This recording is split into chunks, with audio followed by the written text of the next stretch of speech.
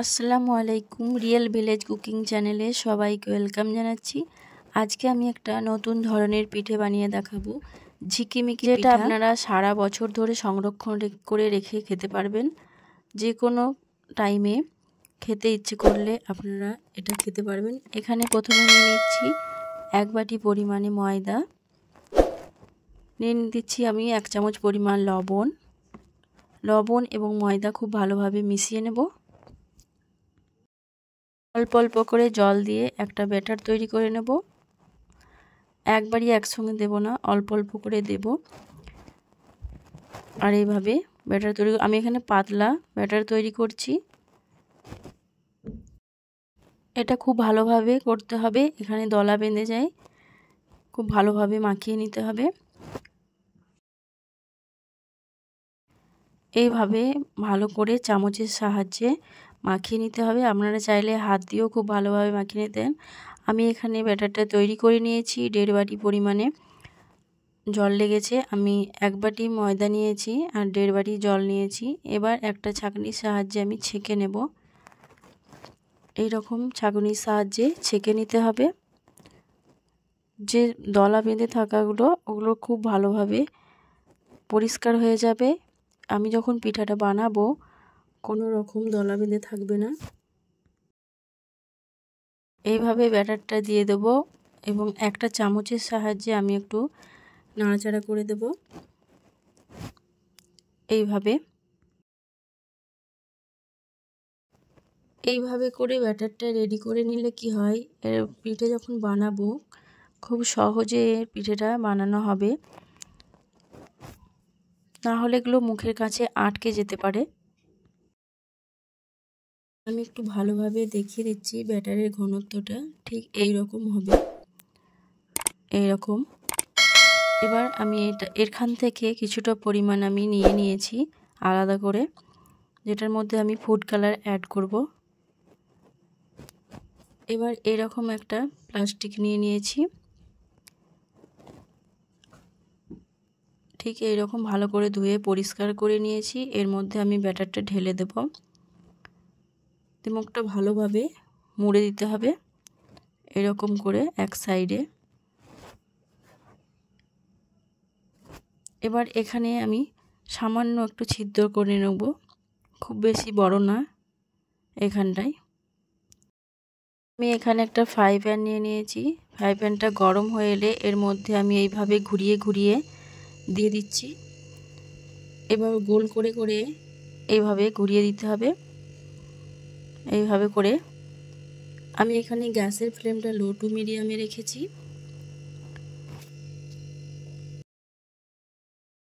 এগুলো বানাতে বেশি টাইম লাগে না, মাত্র 1 মিনিটেই পিঠেগুলো বানানো হয়ে যায়। আপনারা এইভাবে পিঠে বানিয়ে সারা বছর সংরক্ষণ করে খেতে পারবেন।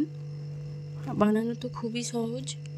যখন এটা খুব ভালোভাবে হয়ে যাবে দেখবেন সহজেই উপরে উঠে আসবে।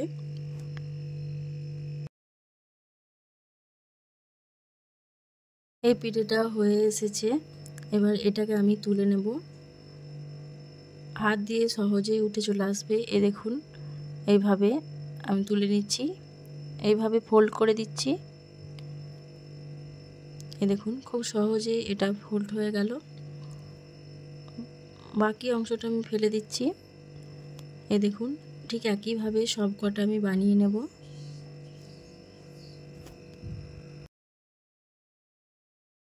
দুনিয়ার সবথেকে সহজ পদ্ধতিতে এই পিঠা বানিয়ে দেখালাম। মাত্র 1 মিনিটেই পিঠাগুলো রেডি হয়ে যায়। 1 মিনিট পর এটাকে আমি তুলে নেব। এই পিঠাটাও প্রায় হয়ে এসেছে। আমি এই পিঠাটাকেও ঠিক একইভাবে ফোল্ড করে নেব। দেখুন সহজেই উঠে চলে আসছে। এইভাবে ফোল্ড করে নিতে হবে। কিছুটা পরিমাণ ব্যাটার আলাদা করে তুলে রেখেছিলাম। সেই ব্যাটারের মধ্যে আমি কিছুটা ফুড কালার অ্যাড করে দিচ্ছি। সামান্য ফুড কালার অ্যাড করে আমি খুব ভালোভাবে মিশিয়ে নিতে হবে। এইভাবে করে খুব ভালোভাবে মিশিয়ে নিতে হবে। এবার ঠিক একইভাবে আমি পিঠাগুলোকে বানিয়ে নেব।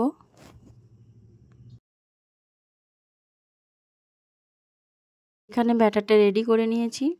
এবার ফ্রাই প্যানের মধ্যে এইভাবে করে গোল করে দিয়ে দিচ্ছি।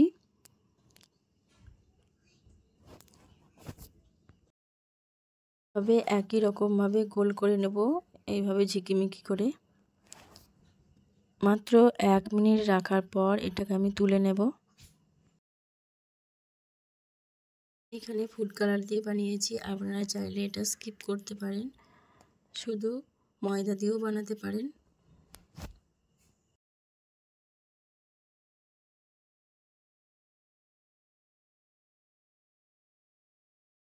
এটাও হয়ে গেছে।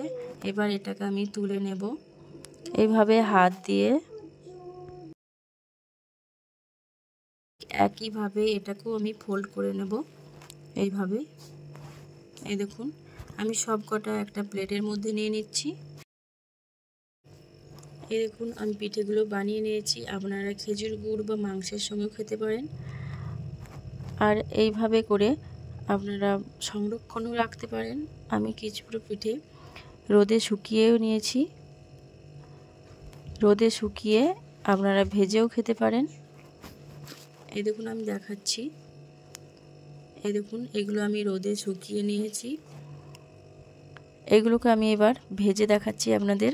আপনারা এইভাবেও খেতে পারেন। একটা পিঠে আমি ভেজে দেখাচ্ছি। এইভাবে করে আপনারা ভেজে খেলে খুবই ভালো লাগবে।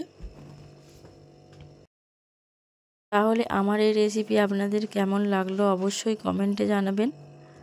ভালো লাগলে একটা লাইক দেবেন। এই দেখুন, এইভাবে সহজেই ভেজে নিতে পারবেন। ভেজে খেতে খুবই ভালো লাগে। সারা বছর আপনারা সংরক্ষণ করেও রাখতে পারবেন। একটু লাল লাল করে ভেজে নিতে হবে। এভাবে ভেজে খেতেও কিন্তু খুবই দারুণ লাগে।